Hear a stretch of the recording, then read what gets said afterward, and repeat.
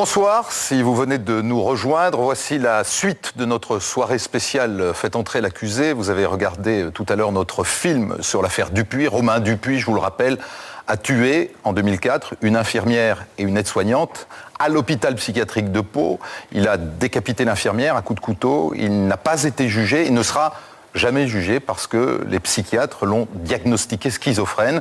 Et cette affaire, à l'époque, a alimenté un débat très lourd qui n'est pas totalement clos aujourd'hui. Certains ont demandé qu'on le juge quand même, pour les familles des victimes notamment, et on a voté une loi après cette affaire, et le rapporteur de cette loi d'ailleurs est là ce soir, et je vous le présente, Georges Fenech, bonsoir. Bonsoir. Vous êtes magistrat de profession, ancien député UMP. Le docteur Daniel Zaguri est avec nous aussi ce soir, expert psychiatre dans de nombreuses affaires criminelles, et qui exerce par ailleurs son métier de psychiatre à l'hôpital public.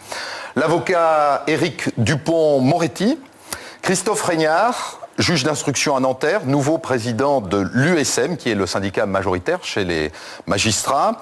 Et puis Anne Mingui, qui est première surveillante au quartier homme de la prison, la maison d'arrêt de Fleury-Mérogis, en banlieue parisienne. Bonsoir madame. Bonsoir. Enfin, des familles de victimes de malades mentaux que je vais vous présenter. Bonsoir Ariane Ribens. Bonsoir. En 2005, votre père a été poignardé à mort par un schizophrène.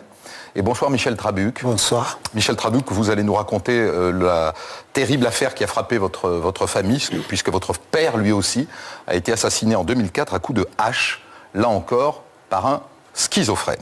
Avant de vous entendre témoigner tous les deux, je vous propose de revoir en images quelques-unes des affaires qui ont marqué ces derniers mois et dont les malades mentaux ont été des acteurs. Vous allez voir que le sujet est vraiment d'actualité.